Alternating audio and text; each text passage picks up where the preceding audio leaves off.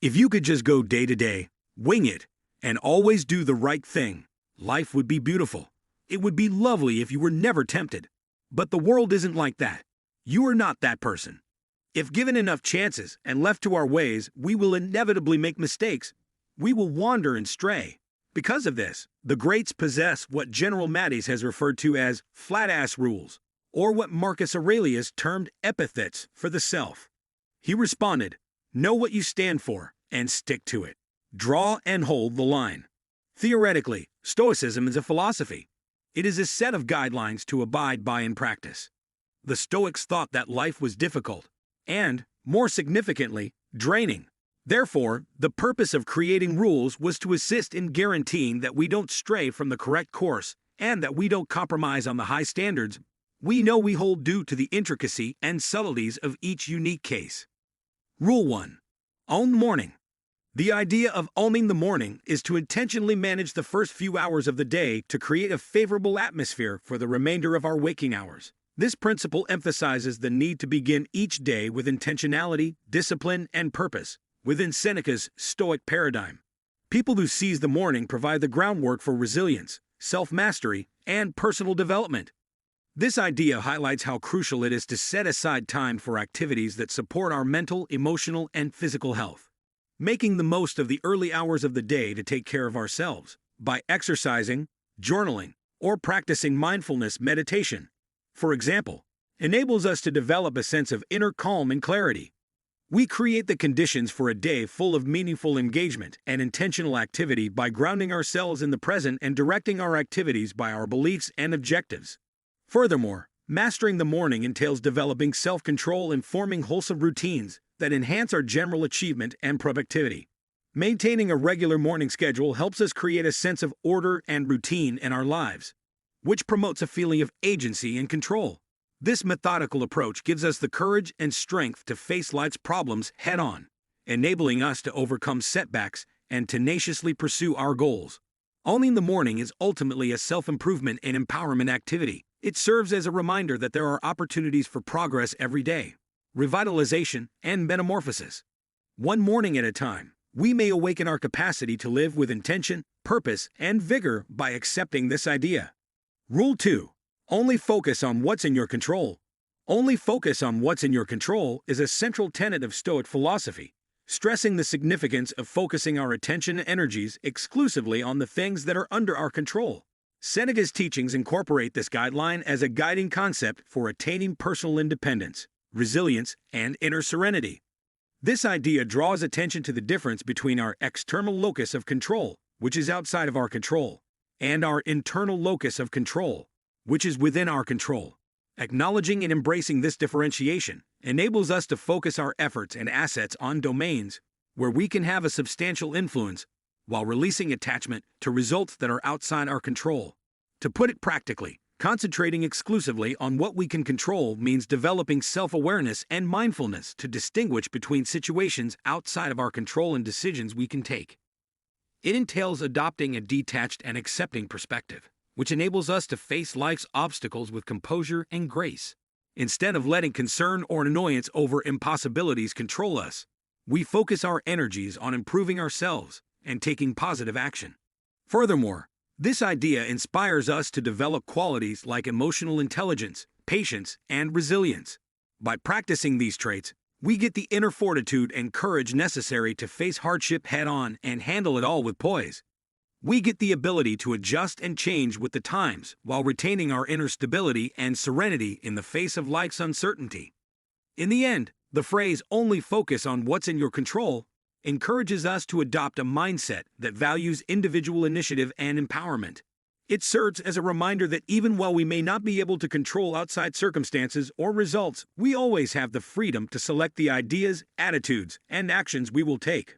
Adopting this philosophy gives us back control over our lives and empowers us, giving us a sense of fulfillment and purpose. Rule 3. Don't suffer imagined troubles. The maxim, "don't suffer imagined troubles," cautions against letting our imaginations go wild with speculative fears and anxiety about things that could never happen. This idea, which has its roots in Stoic philosophy, urges us to develop a resilient and calm attitude by concentrating on the here and now rather than daydreaming about potential future adversity. Renowned Stoic philosopher Seneca highlighted the need of differentiating between actual and imagined problems. He thought that a lot of the sorrow we experience comes from how we perceive and interpret things rather than from the actual occurrences themselves. We may free ourselves from needless mental suffering and misery by acknowledging and disputing the veracity of our fearful ideas and projections. In practice, this means cultivating self-awareness and mindfulness to monitor and scrutinize our thoughts. When faced with imagined problems, we can use strategies like journaling, cognitive reframing, or meditation to get a clearer picture and separate ourselves from our anxieties. Refusing to expend our mental and emotional resources on speculative situations allows us to concentrate on positive action and personal development in the here and now. This principle also emphasizes how important it is to accept and give up on life's inherent unpredictability. Although it is normal to foresee and prepare for possible obstacles, dwelling on the worst-case scenarios just makes us more anxious and reduces our potential for happiness and satisfaction. By cultivating trust in our ability to navigate whatever life throws our way, we cultivate resilience and fortitude, enabling us to face adversity with courage and grace. Rule 4. Treat success and failure the same. A fundamental tenet of Stoic philosophy is treat success and failure the same, which promotes preserving composure and inner peace in the face of both victories and disappointments. This principle, which has its roots in the teachings of Stoic thinkers like Epictetus and Marcus Aurelius, emphasizes the value of developing a resilient and detached attitude, in which our feeling of self-worth and well-being is unaffected by the results of the outside world. Stoic philosophy holds that how we understand and evaluate outside events has a significant impact on how we perceive success and failure. Through acknowledging the innate transience and unpredictable nature of existence, we may free ourselves from the psychological cycle of attachment and distaste, rather of assessing our value in relation to our accomplishments or shortcomings outside of ourselves. It is possible to develop an internal feeling of value and satisfaction that is unaffected by outside events. Treating failure and success equally practically calls for a reinterpretation of our viewpoints and attitudes about results. We may approach both with composure and humility, rather than letting the joy of achievement or the sorrow of failure carry us away. We can handle life's ups and downs with grace and resilience if we see failure as a chance for learning and growth and triumph as an opportunity for humility and thankfulness. Moreover, this philosophy prioritizes effort, intention, and integrity over outward outcomes, pushing us to concentrate on the process rather than the product. We may develop inner serenity and freedom regardless of the outside world by adopting an attitude of acceptance and detachment. Ultimately, treating success and failure the same allows us to cultivate a sense of inner mastery and resilience that transcends the fleeting highs and lows of worldly success. Rule 5. Just do one thing every day. The maxim "just do one thing every day" emphasizes the value of taking regular, purposeful action toward our goals, and is based on the ideas of simplicity and focus. This precept, which comes from the Stoic tradition, urges us to prioritize significant chores and activities each day in order to develop discipline and clarity. Renowned Stoic philosopher Seneca highlighted the need of attention and simplicity in reaching inner serenity and personal mastery. He thought that we might prevent stress and distraction and move closer to our objectives by focusing on only one important task each day. The phrase "just do one thing every day" really refers to picking one activity, goal, or priority that is consistent with our beliefs and goals, and putting concentrated time and effort into doing it. We may overcome procrastination and indecision and move steadily closer to our bigger goals by making our daily goals simpler in this way. This idea also emphasizes how crucial consistency and habit building are to bringing about long-lasting transformation and personal development. By making a daily commitment to doing one significant activity, we develop a feeling of discipline and momentum that helps us advance on our path to self-improvement. Rule 6. Make beautiful choice. The concept behind "make beautiful choices" is to approach decision-making with integrity, mindfulness, and a dedication to principles that are in line with our highest aspirations. This precept, which has its roots in the Stoic tradition, emphasizes the significance of making decisions that represent wisdom, virtue, and beauty, and that improve our own and others' well-being. According to the Stoic philosophy, beauty is a reflection of quality, harmony, and integrity, rather than only being aesthetically pleasing. Beautiful choices elevate our acts to a higher plane of moral and ethical behavior by giving priority to traits like honesty, compassion, and integrity. From a practical standpoint, choosing well entails developing self-awareness and judgment to assess the possible outcomes of our decisions. We may make judgments that further the common good and are consistent with our beliefs and ideals by taking into account how our actions will affect others and ourselves in the long run. Additionally, this idea urges us to practice presence and attention when making decisions. We may make decisions that are in line with our true selves and contribute to a life that has meaning and purpose by pausing, thinking, and connecting with our inner knowledge.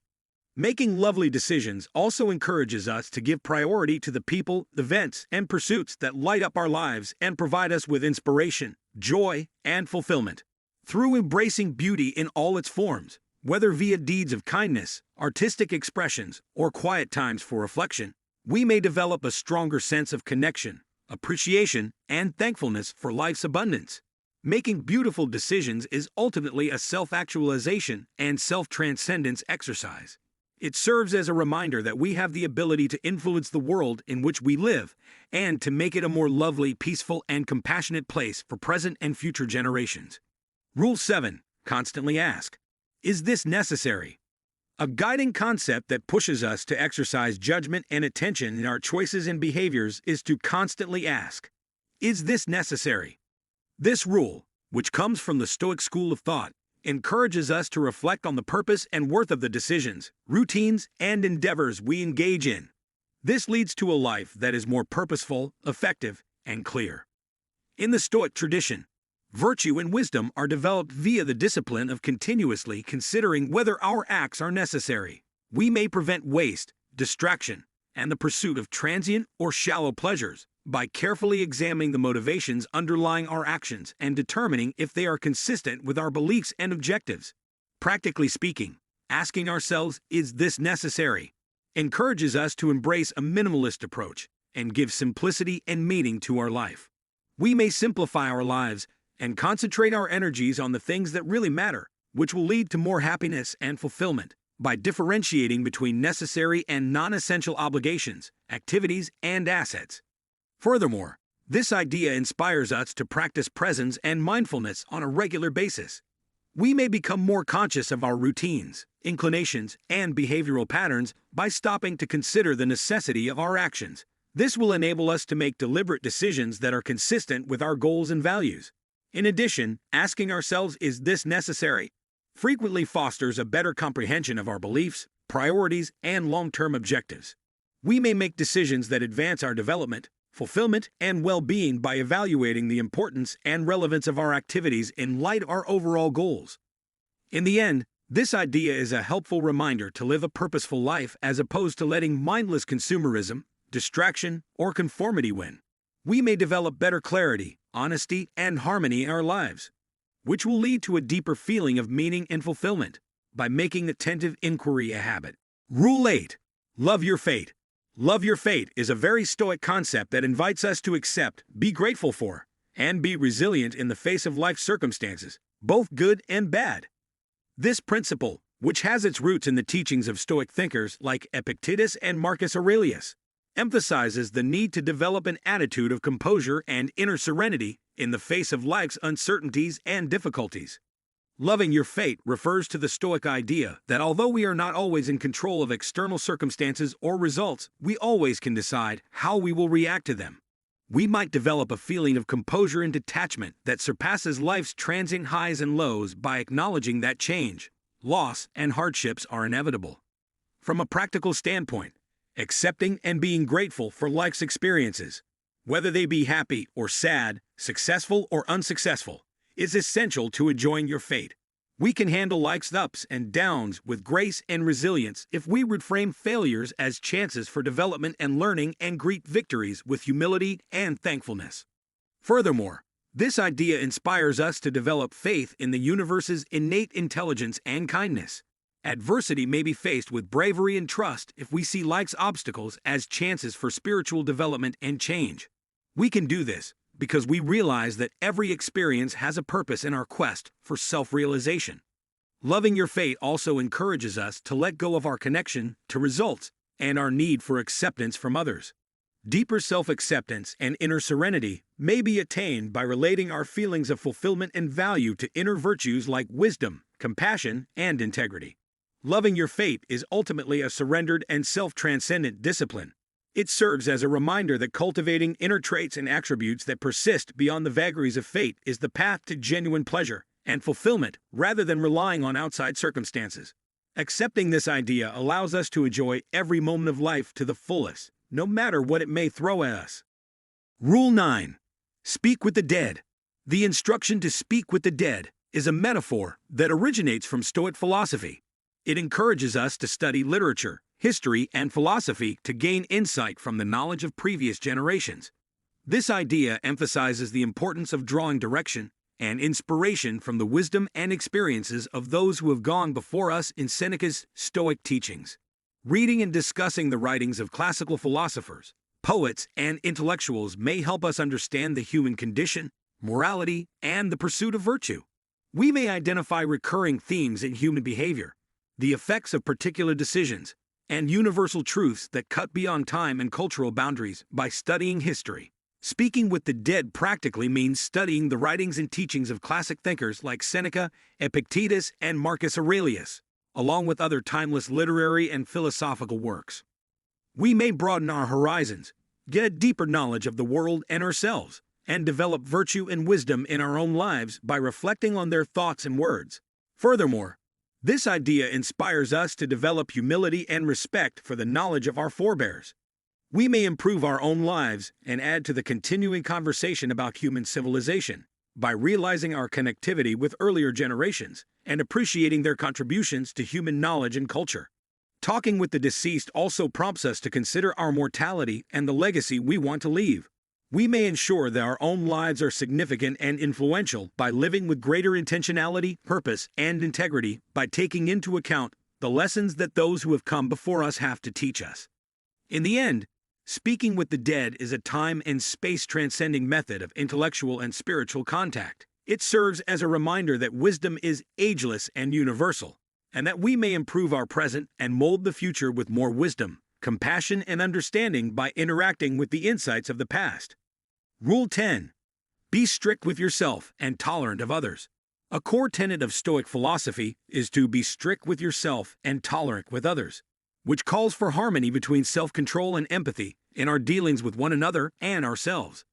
This commandment highlights how important it is to uphold the highest standards of morality and honesty for ourselves, as well as for everyone around us. Being rigorous with ourselves in the context of Stoic principles entails developing self-control, self-awareness, and accountability.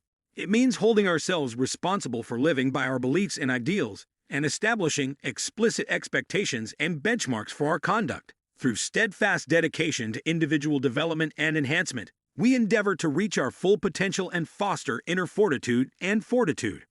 On the other hand, exhibiting tolerance towards others motivates us to approach interpersonal connections with understanding, sensitivity, and compassion. It entails appreciating each person's intrinsic humanity and dignity, despite their defects or shortfalls. Relationships based on mutual respect and acceptance may be peaceful and compassionate when we exercise tolerance, forgiveness, and non-judgment toward others. Embodying this idea practically means learning to live a life that strikes a balance between compassion and self-control. It entails knowing when to push ourselves to become better versions of ourselves, and when to provide others and ourselves grace and understanding. By aiming for this equilibrium, we develop a genuine and harmonious inner being, and make the world a more sympathetic and caring place. Rule 11. Turn obstacles upside down. The Stoic notion of turning obstacles upside down encourages converting difficulties and disappointments into chances for development, fortitude, and progress. This principle, which has its roots in the writings of Stoic thinkers like Epictetus and Marcus Aurelius, highlights the ability of perspective and mentality to overcome hardship. Obstacles are seen in Stoic philosophy not as insurmountable hurdles, but rather as chances to develop characteristics like bravery, resilience, and wisdom. We may fully use the transforming power of setbacks and come out stronger and wiser by reinterpreting them as important lessons and chances for personal development. Turning challenges around practically entails developing a resilient and resourceful mentality in the face of difficulty. It involves reinterpreting adversity as a chance for development, learning, and invention. Obstacles don't have to define or demolish us. Instead, we may see them as stepping stones toward achievement and happiness. Furthermore, this idea exhorts us to accept the innate ambiguity and unpredictable nature of life. We may tackle problems with calmness and acceptance if we acknowledge that hurdles are an unavoidable aspect of the human experience and that every setback presents a chance for personal improvement. Practically speaking, overcoming obstacles means cultivating a strong, resourceful mindset when faced with adversity. It entails reinterpreting hardship as an opportunity for growth, education, and creativity. We may choose to view obstacles as stepping stones toward success and pleasure rather than allowing them to define or destroy who we are. This concept also urges us to embrace life's inherent uncertainty and unpredictability. If we recognize that obstacles are an inevitable part of the human experience and that every setback offers an opportunity for growth, we may approach challenges with composure and acceptance.